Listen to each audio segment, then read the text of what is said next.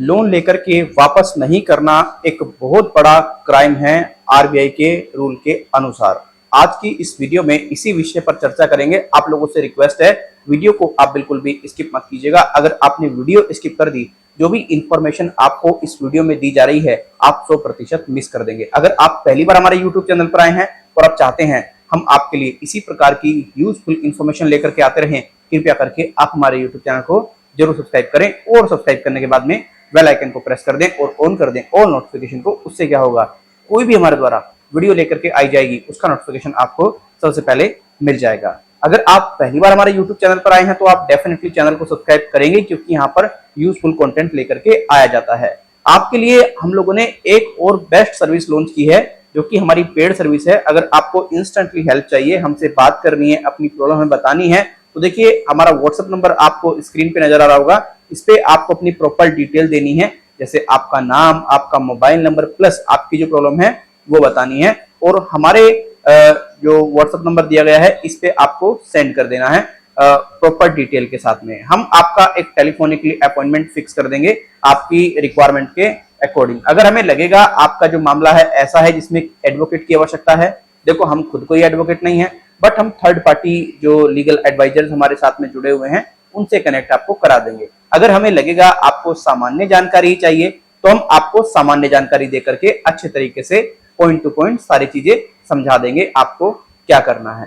तो आप इस सर्विस का लाभ जरूर उठाइएगा। एडवोकेट से हेल्प लेंगे, उसमें थोड़ा चार्जेस ज्यादा होगा, इसमें हमारा कोई रोल नहीं होगा। जो एडवोकेट आपको चार्जेस बताएगा वही पे करना पड़ेगा। लेकिन अगर आप हमसे हेल्प लेते हैं, सामान्य जानकारी लेते हैं, क्योंकि हम खुद कोई लीगल एडवाइजर नहीं है, तो सामान्य जानकारी के चार्जेस जो है बहुत मिनिमम होते हैं। तो चलिए अब ज्यादा वक्त न लेते हुए स्टार्ट कर लेते हैं हमारा आज का वीडियो। आज मेरे एक सब्सक्राइबर ने बताया, सर मेरा नाम विवेक है, मैंने 25,000 रुपए का एक एनबीएफसी के माध्यम से लोन लिया, जो प्ले स्टोर पर एप्लीकेशन होती है। अब 25,000 रुपए के लोन को मैं पे कर रहा था, कोई दिक्कत नहीं थी, कोई परेशानी नहीं थी। लेकिन एक ईएमआई डिफॉल्ट हुई और एक ईएमआई डिफॉल्ट होने पर गाली देना शुरू कर दिया, बदतमीजी से बोलना शुरू कर दिया, बेइज्जती करनी शुरू कर दी, रिश्तेदारों को बता दिया फोन कर करके, और आस पड़ोस वालों में कह दिया कि ये व्यक्ति ऐसा है, ये व्यक्ति वैसा है, बताओ मैं क्यों पैसा वापस करूं, मैं तो नहीं देता 1 रुपया वापस, जो इन्हें करना है वो कर लो। सर जी बस एक थोड़ी सी कंफ्यूजन है, ये बताइए, मुझे ये कहा गया है अगर आप लोन नहीं चुकाते हो तो लोन नहीं चुकाना आरबीआई के रूल्स के अनुसार क्राइम है, क्योंकि आपने हमसे पूरी तरीके से जो एग्रीमेंट साइन किया है उसमें क्लियरली लिखा है।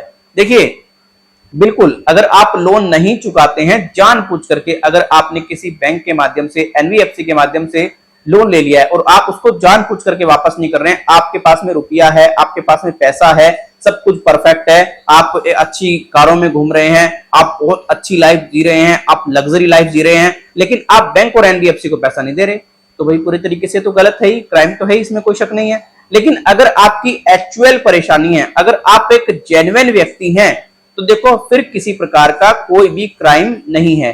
जेन्युइन व्यक्ति के लिए सीधा सा आपको पता ही है, जब भी आप कोई ईएमआई डिफॉल्ट करते हो तो आपके ऊपर चार्जेस लगा दिए जाते हैं, जैसे कि पेनल्टी चार्जेस लगा दिए जाते हैं, इंटरेस्ट रेट थोड़ा सा ज्यादा कर दिया जाता है उन चार्जेस पर। तो ये एक नॉर्मल रूल है आरबीआई का, ठीक है। लेकिन अगर आप जानबूझ करके पैसा नहीं देते हो तो देखो इसमें आप बहुत तगड़े फंस सकते हो।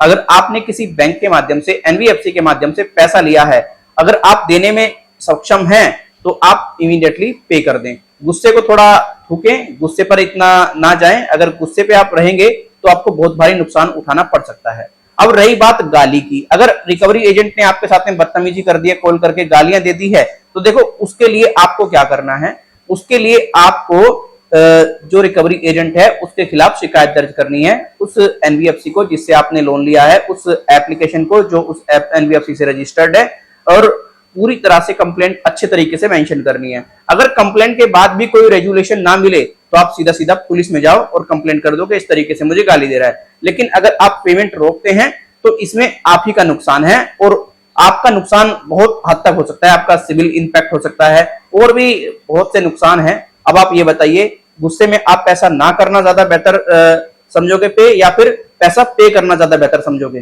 तो रिकवरी एजेंट ने आपको गाली गलौज कर दिया, रिकवरी एजेंट ने आपको बदतमीजी से बोल दिया, तो आप पूरी तरीके से क्या करोगे, रिकवरी एजेंट के अगेंस्ट एक्शन लोगे, और अगर कंपनी ने कुछ ऐसी हरकत की है जिससे आपके डेटा में पूरे तरीके से छेड़छाड़ हुई है, आपके रिलेटिव को दिक्कत हुई है, आपके परिवार वालों को दिक्कत हुई है, तो आपके पास में सबसे बेस्ट ऑप्शन है उसकी प्रॉपर रिकॉर्डिंग रखो। और रिकॉर्डिंग रखने के बाद में cybercrime.gov.in के जो लिंक है वीडियो के डिस्क्रिप्शन बॉक्स में मिल जाएगा, आप वहां पर जाकर के इमीडिएटली कंप्लेन लॉक करा दें और प्रॉपर एविडेंस जो है पुलिस को दे दें। साइबर क्राइम पुलिस जो है आपको 100% हेल्प मिलेगी। अब एक बात इनसे ही पूछ लो, ये आपको कह रहे हैं ना बहुत बड़ा क्राइम है, इनसे पूछो जो आरबीआई ने रूल बनाए हैं, तुम जो उनको फॉलो नहीं करते हो, लोगों को गालियां देते हो, उनके डेटा को ब्रीच करते हो, क्या वो क्राइम नहीं है? वो क्राइम में कंसीडर नहीं किया जाएगा? अरे भाई तुमने हमारी बेइज्जती कर दी तो तुम हमारे साथ बदतमीजी कर रहे हो, ठीक है भाई हमने पैसा नहीं दिया तो चलो हम मान लिए क्राइम है, जो तुम बदतमीजी कर रहे हो वो क्राइम नहीं है क्या? बताओ। तो आप थोड़ा ना इनको हार्डली लिया करें, कोई इनको हल्के में मत लिया करो। और मैं तो सीधा सीधा रिस्पॉन्स आपको ये देना चाहूंगा क्लियरली, अगर आपको कोई ऐसी दिक्कत परेशानी होती है पुलिस में लेकर के चले जाओ, बात खत्म प्रॉब्लम को।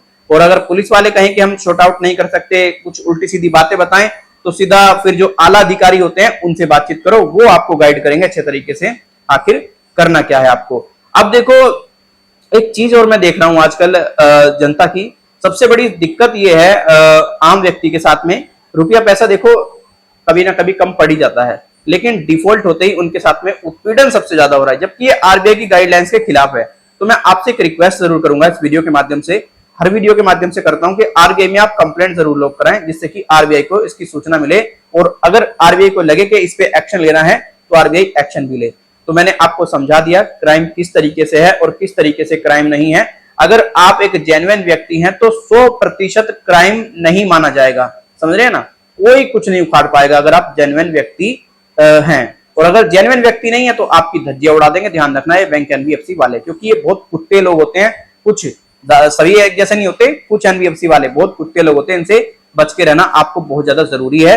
अपने आप को सिक्योर रखें तो ज्यादा बेटर है और कोशिश करें अपनी इनकम पर आप ध्यान दें, अपनी इनकम को बेहतर करें। और अगर आप जो लोन्स हैं उनको क्लियर कर देंगे तो इसमें आप ही का फायदा है। और पैसा जानबूझ करके कभी ना रोकें किसी भी बैंक एनबीएफसी का। तो ये वीडियो अगर आपको अच्छा लगा है वीडियो को लाइक करके जाएं, अच्छा नहीं लगा है वीडियो को डिसलाइक कर दें। कोई सुझाव है ईमेल और कमेंट के माध्यम से दे दें, आपके सुझाव हमारे लिए बहुत ज्यादा बहुमूल्य हैं। धन्यवाद।